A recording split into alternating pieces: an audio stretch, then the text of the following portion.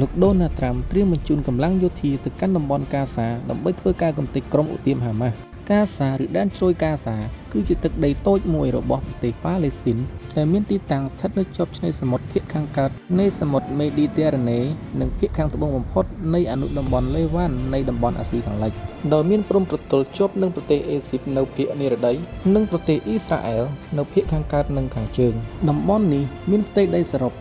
365គីឡូម៉ែត្រការ៉េនិងមានប្រជាជនត្រឹមតែជាង2លាននាក់ប៉ុណ្ណោះដែនជ្រោយកាហ្សាត្រូវបានគ្រប់គ្រងដោយរដ្ឋអំណាចពីរធំគឺ 65% នៃទឹកដីសរុបត្រូវបានគ្រប់គ្រងដោយយោធាអ៊ីស្រាអែលចំណែកឯ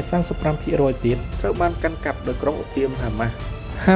ឬយើងអាចហៅបានម្យ៉ាងទៀតថាចលនាតស៊ូអ៊ីស្លាមគឺជាអង្គការនយោបាយនិងយោធានិយមអ៊ីស្លាមស៊ុននីដែលបច្ចុប្បន្នកំពុងគ្រប់គ្រងដែនជ្រោយកាហ្សានៃទឹកដីប៉ាឡេស្ទីនក្រុមឧទាមនេះមានស្នាក់ការកណ្ដាលនៅទីក្រុងកាហ្សានិងមានសមាជិកមួយចំនួនទៀតរស់នៅតំបន់ West Bank ដែលជាតំបន់គ្រប់គ្រងដោយរដ្ឋ Fatah ចលនាតស៊ូអ៊ីស្លាមបានផ្ដាច់ខ្លួននិងបង្កើតឡើងនៅថ្ងៃទី10ខែធ្នូឆ្នាំ1987ដោយមានថ្នាក់ដឹកនាំជាន់ខ្ពស់ចំនួន5រូបគឺទី1លោក Khalid Mishaal ប្រធានការិយាល័យនយោបាយទី2លោក Khalid Al-Ayyash អនុប្រធានទី3លោក Yahya Sinwar មេដឹកនាំដែនជ្រោយកាហ្សាទី4លោក Mohammed Faiz មេបញ្ជាការយោធានិងទី5លោក Marwan Issa មេបញ្ជាការរងយោធារដ្ឋអំណាចយោធាអ៊ីស្រាអែល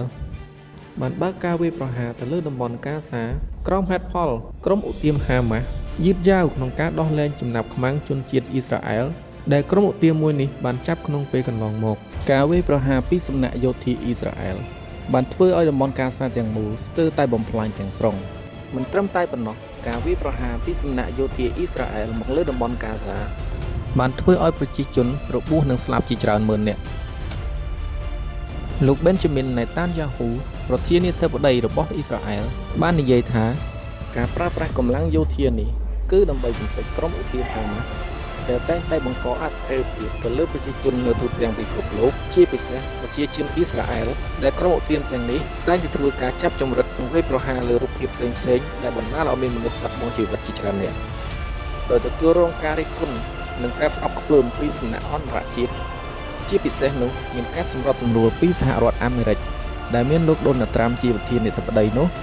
ប្រទេសអ៊ីស្រាអែលបានបង្ខំចិត្តទទួលយកបទឈប់បាញ់ជាមួយនឹងកាហ្សាប៉ុន្តែរឿងដែលមិនអាចទទួលយកបានក្រោយពីបទឈប់បាញ់នេះបានចូលជាធរមាននោះគឺ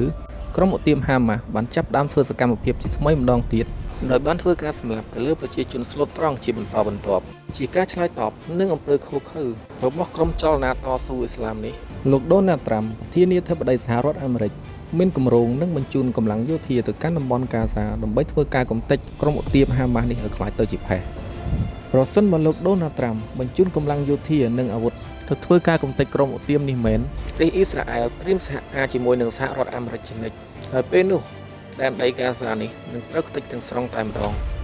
សូមអរគុណសម្រាប់ការតាមដានទស្សនាជួបគ្នានៅវីដេអូក្រោយបន្តទៀត